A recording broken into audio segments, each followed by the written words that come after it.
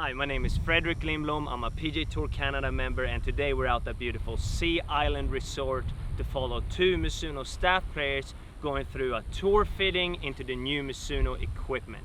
I'm super excited to kind of tag along and learn something from some of the best players in the world, and I'm gonna bring you guys with me. You're good. All right. Right at the green flag. We know we need to start with a wedge. Yep, pitching his pitching wedge, then we'll go to the new pitching wedge.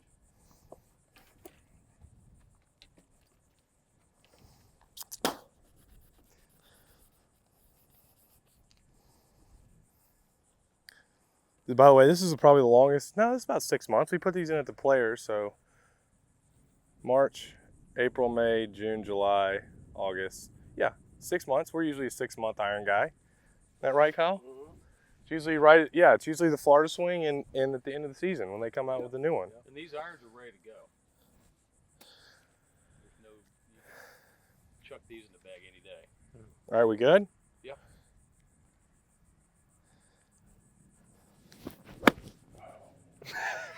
Just kidding. I had to do that one. I had to do that one on purpose. I was gonna try to shank one, but I think It'd be better if it was back. I was gonna hopefully kind of get one of the hosel, but that camera's too expensive. Oh my God. That's great eyes. I might be able to do one better. There we go. Oh, it picked it up! 43 launch. It carried 3.1 yards. Let's go! Ball speed 11. 11. How about curve 0.0? Yeah, Oh, it's a dead straight shot. No curve, ball speed 11. Oh my God. And it's about right. I mean, that's... Did you get that? Yes, we got it on the phone. God, that is good. It's going straight on there. Oh God. Now I'm having too much fun. I don't want to hit a real one.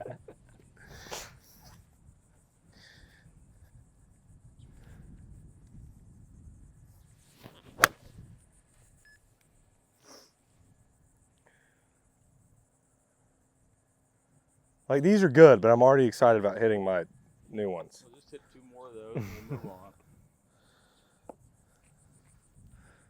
What should, just so everybody kind of understands, just kind of a stock normal, if you're really warmed up, what's a stock pitching wedge? Probably in the mid 40s. Oh, that's going to be low 30s. Like 145's a pitching wedge for you? Yeah, you got it on normalized? Yeah. Because if you didn't, that went about 111.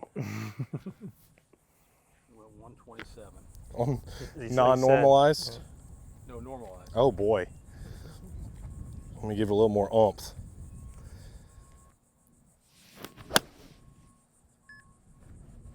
There you go. Still a little short, caught high on the face, but it flew well. Normalized? Well, normalized means that it takes out the outside conditions like wind and elevation and such like that, right? Yeah, so it's nice when you're trying to, if you're hitting in a bunch of wind, Yeah. and you want to know how far your ball will go on a standard situation, which is what we try to do on the golf course all the time. Yeah. Like if I'm with my caddy, we're playing, it's 3 yards uphill and 4 yards into the wind, we're gonna, add 7. Yeah. And that's why we play all of our numbers from off a normalized condition. Yeah. So when we're on the golf course, we always say adjusted number or the actual number. Yeah.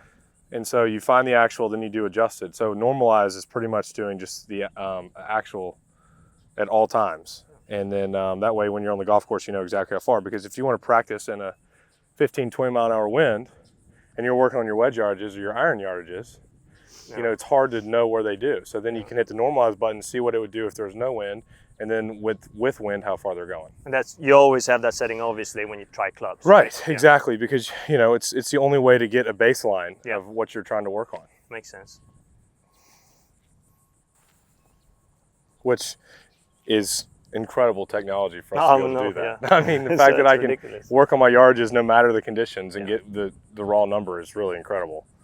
And then you switch it off and you can see how much the wind actually affects. Exactly, which is also good because I remember we were working on my lofts and we changed my lofts this year. We made my lofts a little bit stronger because of shots like this where you're in 15, 20 mile an hour wind. I was losing a lot of yardage, a lot more than normal because of my speed and my attack angle and the amount of spin that I create. The full shots I was hitting were getting hurt a lot more. I was having to take so much off of it. And so we strengthened my lofts 1 degree this year. It didn't really change anything on my, on my full shots.